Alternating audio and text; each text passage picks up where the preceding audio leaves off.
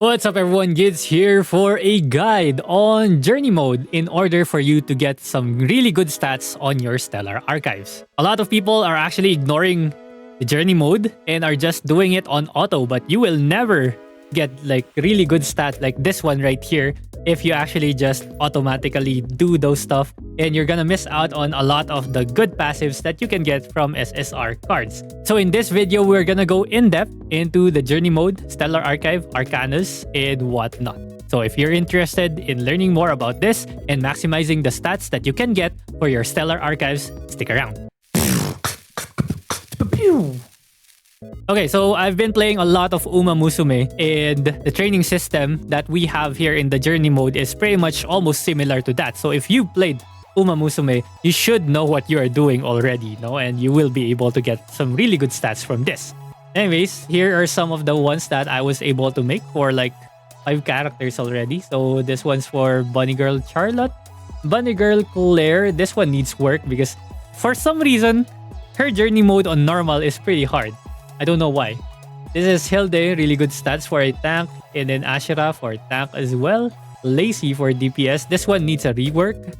Yumina right here, which has really good stuff. Okay, so those are the ones that I was able to do all manually so far. And we're gonna break down all the things that we did, starting with the cards or Arcanas. So when it comes to Arcanas, there are just a few things that you want to keep in mind. But for now, just to keep it simple, each card will have their own tags. Like there are 3 tags right here that you can see for each Arcana. First one is going to be their journey tag, and then it's going to be their supports, right? So right here we have crit rate support and caster support for this Dana card. So this is basically giving you an idea of where you can use this card on, or which characters you can use this. So if you have a character that's an attacker that wants crit rate and is a caster, they probably would want this card. But the thing is, we don't have a lot of choices when it comes to Arcanas right now. So for now, ignore these 2 right here. Ignore these 2. You don't need to think about this. You just want to look at the first tag right here, which is their journey tag. Okay, so this is for strength. So there's 5 different tags. There's strength, vitality, endurance, which is this one. We have focus, and we have protection. Oh, this one. This one's protection. Now let's talk about the journey effect tab right here. So each Arcana will have their journey effects right here, and it's affected by their levels, right? So this is your minimum level at level 1. You can see here, these are unlockables at level 10, 15, and 35. So 35 is the max level you can get with an SSR with 0 limit breaks. But let's just look at the max version for now. So you can see here we have journey start effects. These are basically things that you can get as soon as you start a journey. So this is plus 10 strength and plus 11 bond points for this card specifically. Bond points are basically important for you to be able to get super sensory training down here. So that's the yellow training. So basically big trainings for the characters. Okay, so training effects, these are the things that you get whenever you hover onto a specific training and the card shows up. So that's what the training effects are. So training effectiveness, it basically makes the training much better, like you get more stats out of it. And this one has a training XP gain plus strength. So for strength training, you get more XP because each training has levels, and whenever you click on those trainings, you get to level them up. And the higher the level of that training is, the more stats you can get from them. You will get to understand all these stuff later because I'm actually going to do a demo run as well, but I'm gonna just speed it up and only cut to the important parts. Next, we have unique effects. Unique effects are only for SSR cards. SR cards do not have this. Okay, journey events is where you can get the passive abilities for the characters, and you don't have access to this for SR cards. Or well, you do have journey events for SR cards, but they will not have potentials. So potentials are the passive abilities for your cards right here. So these ones show up randomly but in order for each of your cards. So each card will have 3 events, and usually you get all 3 of them throughout your whole run. So this one shows up first, this shows up second, this one shows up third. So for the first event, you get like additional strength. For the second event, you get strength and vitality. And for the third event, you get strength, vitality, and a potential. That's basically how this works. Okay, now that you know how the cards work, the next question is, do you use an SSR with 0 limit break, or do you use an SR with max limit break? Right now, It's just go use whatever SSR cards that you have. Because SSR Limit Break 0 at max level, which is level 35, has almost the same stats, even better stats than an SSR with a max level. So for example, we have this one right here. We put it at max level, level 45. So we have training effectiveness 11% and super sensory training at 13%. Let's look at one of the Arcanas that I have that's at level 35. So this one's at 35. Okay, Journey Effect. Training effectiveness is already at 15% and then super sensory is 14%. So it's already better. Plus you have unique effects. Plus you have Journey Event for potentials. This is why you want to run with SSR cards instead. Right? Training effectiveness, 18% for this one and 24% for super sensory effectiveness. Like, is so good for just for stats. Right? That's what you want to look at when you're looking at the cards. So as much as possible, you just use your SSR cards, level them up. It may get expensive, honestly, especially if you have limit breaks. Like I got lucky with this card and got like 2 limit breaks on it, but I can't even max level it because it's so expensive, especially for this thing, the Luna Elixir. It's super expensive, but you don't want to be spending your level ups on the SR cards because it's not really that worth. All right, now for the best cards that are in here right now. So if you luckily pulled for some of these cards, congrats to you, man. So by the way, I'm not looking at any tier list. I'm just reading the cards, man. And reading the cards usually explains them and tells you if they are good or not good. Some of the best cards that I've seen so far, the best one, I guess, for me right now that I've seen that I want is going to be this one, the Petra card. Reason is because of the potential right here. Third potential gives you crit rate 18%. 18% crit rate, man. That's huge. Any damage dealer would want this. Like, it's so strong. Doesn't really give a lot for journey effects, but man, just for getting that potential, that's crazy. The other ones over here, we have this one, Ray. This one you can actually use your pity points on because it's in the pity shop. Journey event, we have crit damage on this one, right? So crit damage 12% and max HP. Everyone wants max HP, but crit damage for damage dealers, this is huge. Okay, next for DPS, again, I think it's this one, is the Lazy card. Lazy card will give you attack 6% and crit rate 6%. So it's not as huge as the 18% crit rate, but if you combine these two, that's so much crit rate already. 24% crit rate just from 2 cards if you have these two. Like, huge. Plus, of course, attack percent is really good. Okay, one more card that looks really good as well is this one, Charlotte. Charlotte, man. Speed plus 8. Speed plus 8. In a turn-based game, speed is king. Always king. Whoever goes first will almost always have the advantage. So this one is really, really good just for that, man. Next for DPS, Universal Support. These are now decent ones. Okay, so these are okay ones. Not as OP as the first ones that I've shown you. This one, Lin. Lin card will give you attack percent. So it's just straight up attack percent. But she has another attack percent over here. So this is pretty good. For everyone, this is HP. This is the Ashera card, which is also really good. This is 8% max HP over here and a little bit more speed right here, which is really, really nice, man. Like, it's so good. This is such a good general card that you can slot into whoever you are training. Another one is Bunny Girl Claire right here. Journey event is HP. So HP and crit rate. HP and crit rate. And more HP right here. I think there's more HP here. Yeah, there's more HP over here. So a lot of HP that you can get from this card right here. Okay, so those are like the cards that I've seen that are pretty good. Very, very usable. Others are pretty much conditional. So Yumina right here is only really good for Yumina. So if you're training Yumina, put this in. If you're not training Yumina, put this out. Oh, this card is actually okay for tanks.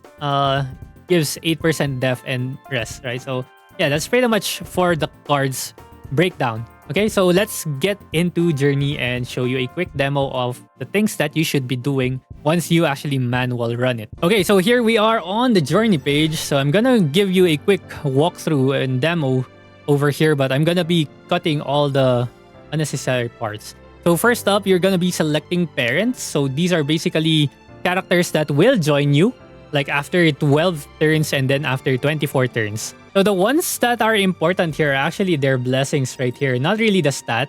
Stat are okay, but you're gonna max out stats anyway. So you want to get these things right here that are significant for your character. Like this one is a crit rate and crit damage hint over here, so I'll take that. What else do we have? Okay, this one has the crit damage over here, defense up, and 20 HP, so I'll take that.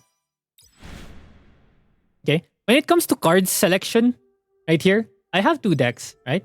One is for tanks, and one is for DPSs. I mentioned earlier that you should just be looking on the main tag that the cards have, right? So the ones on the top right here. So usually if you're an attacker, you want at least 2 strength cards, and then everything else is just whatever helps your character. But HP is almost always useful. That's why we have 2 HP cards here, and the last slot is usually based on what you need. If you need accuracy, you can put in this card right here, an accuracy card, or you can also put in protection card like this one right here just for the stats. It's usually just for focus or training card right here. But if you want, you can also just put in an extra like attack card right here, right? If you really want to max it out. But I found that usually you can max out to 750 with just 2 attack cards. So let's go. Once you start, the game will show you the inspiration event where you get the initial stats that you get from the parent. So for my case, it's I think 30 HP. The potential skills or the passive skills will only show up after new party members will come into your team, but it's only a chance. It's not a guaranteed chance that you get the potentials from that. Items that you get in the game doesn't really matter. They affect your runs by making your character much stronger, but if you can just skip everything, you don't really need them. Okay, let's just explain the whole UI right here. You have your stats here on the left. You have your energy and mood and coins on the top, middle right here. And then you have your training, quest, and the rest. First up, training over here. So for the training interface, again, we have 5 different trainings: strength, vitality, endurance, focus, and protection. Strength will increase 2 stats plus potential, which is strength plus endurance. Vitality increases vitality, endurance, and gives you potential points. Endurance training increases 3 stats over here and potential points. Focus training will give you focus plus strength and some potential points. Usually, these 2 right here, focus training and protection training, will give you more potential points. Plus, these 2 as well will not consume energy, instead give you a little bit. I think it's 5 energy. While all the other 3 trainings up here will reduce the energy that you have. The lower energy you are at, the higher the failure rate will go. Okay, mood effects right here. The better the mood that you have, the more stats you can get from your trainings. That's why you want to get this at best condition as much as possible. And how do you do that? Usually you can get it from resting. This second one right here that costs 30 gold. It gives you condition restore. Or you can get them from items, or you can just get them from random events. But usually, you just get it from resting over here. This is the most consistent one. In terms of resting right here, sleeping for free is never really usually worth it.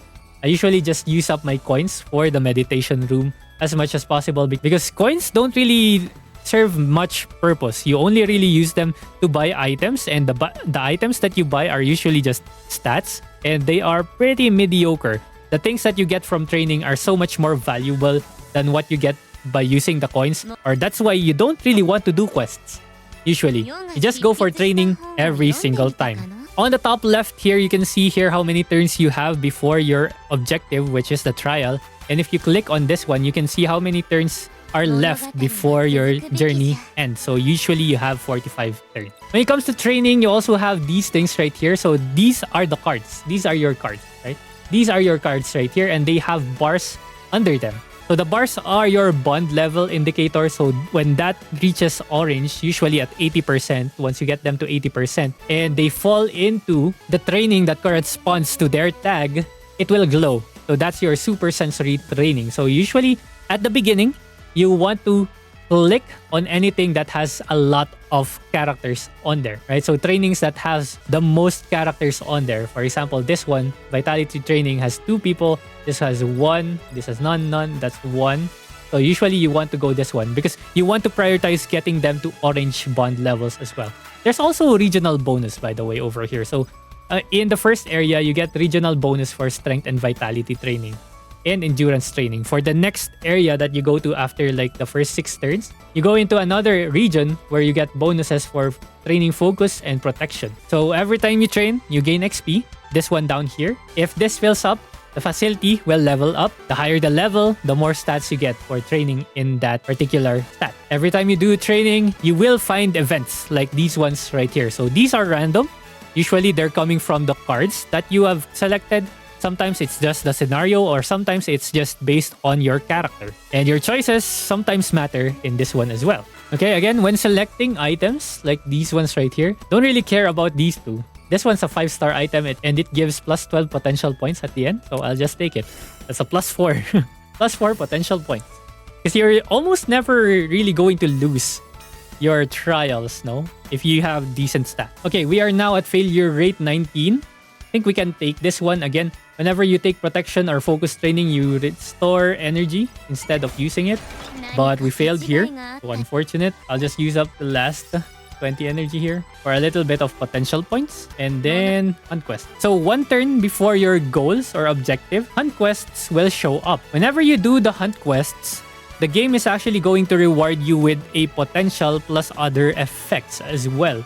For the first hunt quest, if you participated in it, you're gonna be given a defense-based potential. The next one is, I think, resistance potential. And the third one is going to be a crit rate potential. So if you're a DPS, you always want to participate in the third quest because it gives coins and, of course, the crit rate potential. It shows here it's a hard one. I don't know if I'll be able to do that. The only difference here is just the coin rewards. So I'm down to actually do this one for rank 12. I think that's fine.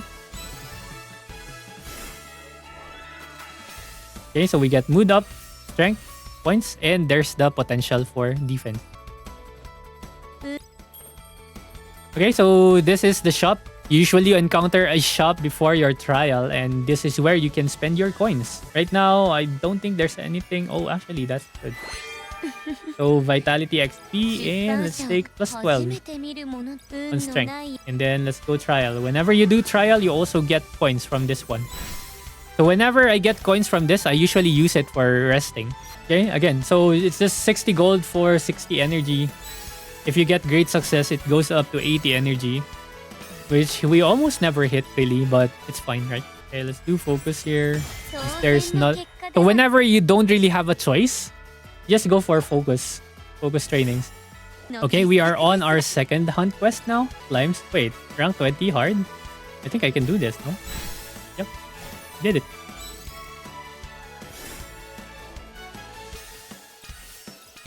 And that's the potential for the protection or resistance. This one is 30 gold for 10 stats, which is really worth. Because usually 30 gold is 10 stats or usually 8 stats.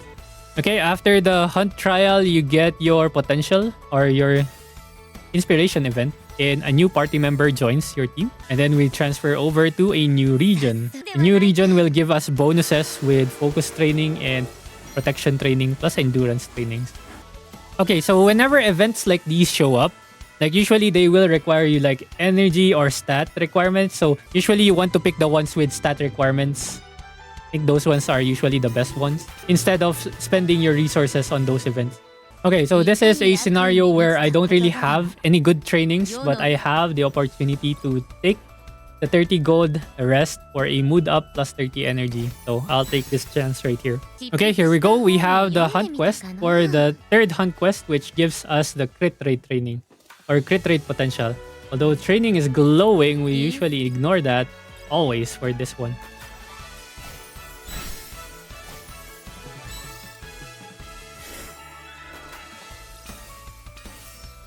And there you go. There's our crit rate potential. It's good. You want that. This one gives you a key for 45 skill points or 45 stats and 22 skill points later on. Okay, training camp time. This is a big decision making for almost everyone. So usually if you're a DPS, you usually want to go for the one that gives HP, and if you're a tank, you go for the one that gives more attack. The reason why is because if you think you're already going to max out your vitality as a tank, you want extra strength, right? But if you are also going to max out your strength as a DPS, you kind of want more HP. In this case, however, my strength is so low. Usually, my benchmark is at 500. If I'm at 500 strength at this point, I would usually just go for winter training right here. But right now, 400 strength, that's a little bit too low. So I kind of want more strength because I might not be able to max out my strength at this point. Plus my vitality is pretty high already. Okay, so we've finished summer training here and we got a little bit more attack this time around. So we're at 500 now, I think. And we have last 6 turns. At this point, we're just gonna try to max out our stats now. Okay, we're now on our last 3 turns. I might not even be able to max out our strength here unless we get another 40 plus 40 again.